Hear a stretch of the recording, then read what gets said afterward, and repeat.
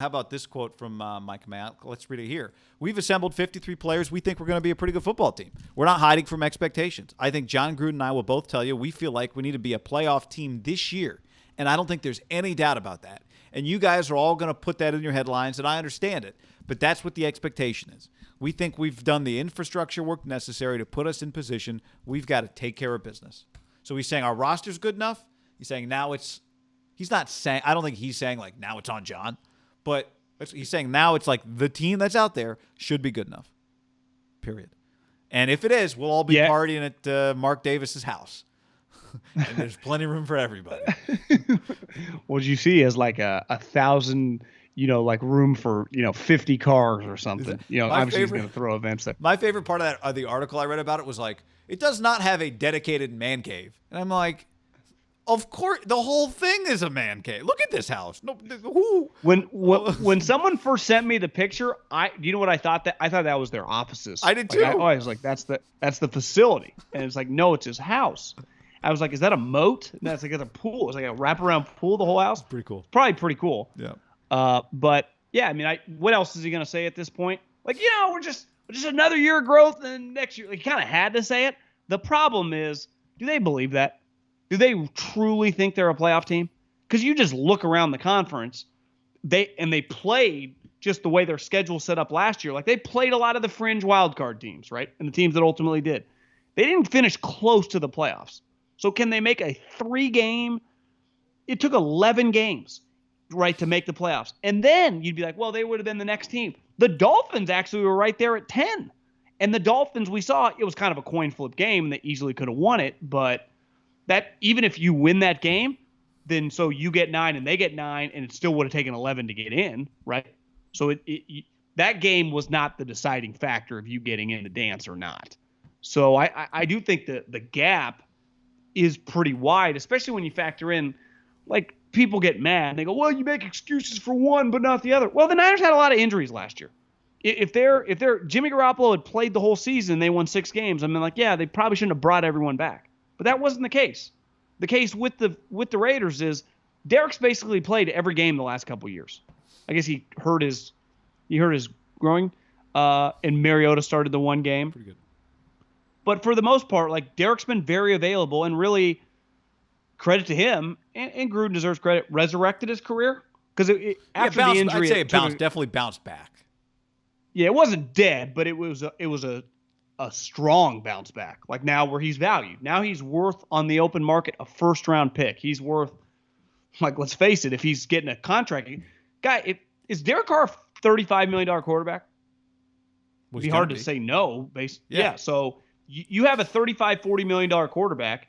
If you build your team right, and I'd say him and Cousins are in the same vernacular, though I'd rather have Derek.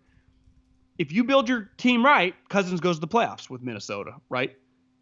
That team is, like, a couple years ago, the team that the Niners played, like, that was dramatically a better squad than what the Raiders have, correct? Yeah. Kendricks, Griffin. They had Harrison Smith, who just got a contract extension. Obviously, they had Thielen and Diggs. It's like Dalvin Cook. Are the Raiders that good? Now, Derek can be a little better than Cousins, so he doesn't need to be truly, like, he should be able to carry a little too. But defensively, man, I have a hard time seeing them be. I'll be stunned. Like, I would not pick them to make the playoffs.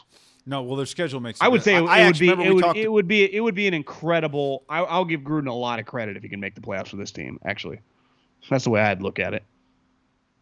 Yeah, I mean, Wouldn't you? My first inclination is they should be a playoff team when we did this exercise, but then we went through their schedule, and their schedule's difficult. Their schedule's not easy.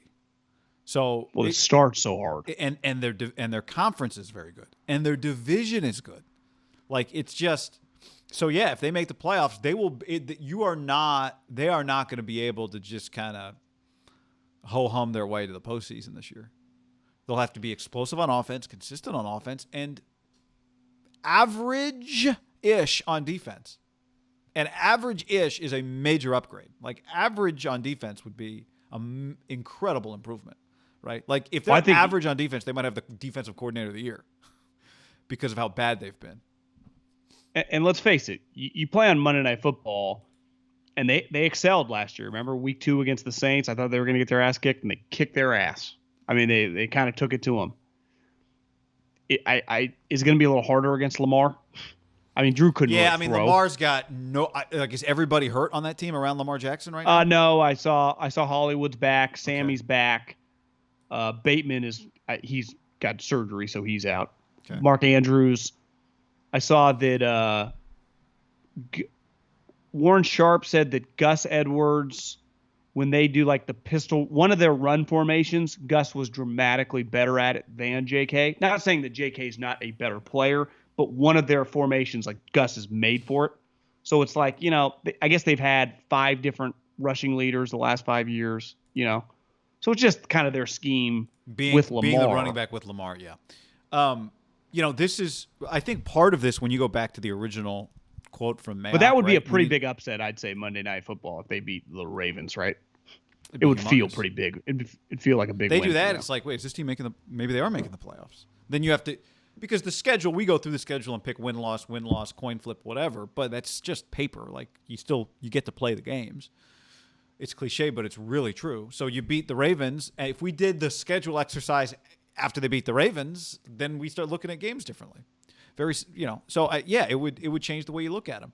But again, like, I also think such a huge part of the way we look at them, John Gruden's contract is such a big part of the way everybody looks at the Raiders. What Mayock just said, if you had any other coach in the world coming into year 4, had not made the playoffs yet, it'd be like, dude, what? Time to put up or shut up. But John Gruden's not even to the halfway point of his contract. And so when you don't have that hanging over a team and over a staff and over an organization, your GM doesn't have to, or your owner doesn't have to make a decision on a contract. So many firings happen because you have to make a decision on a contract. Because you're not going to coach on the last year of a deal. So many guys get fired if nobody knew anybody's contract status, if you just never knew, then guys would coach on the last year of their contract, I think. But you can't have it. So especially now, more so in college than in the NFL. But when you're on the last year of your deal, we're constantly talking about, are you getting re-signed or not? And when you don't have that hanging over your head, there really is not any true accountability. Like, there is accountability, but the ultimate accountability is, can you lose your job or not for what's about to happen? Yep. There's a ton of urgency, right, in Chicago.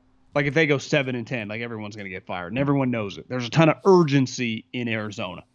If they go 7-10, the whole place is going to get fired.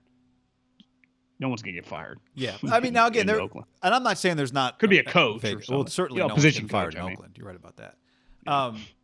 There's urgency because Mayock doesn't want to lose and Gruden doesn't want to lose, and there's a lot of money being spent. Like, there is urgency, but it's just not the same conversation on the outside because of the contract status.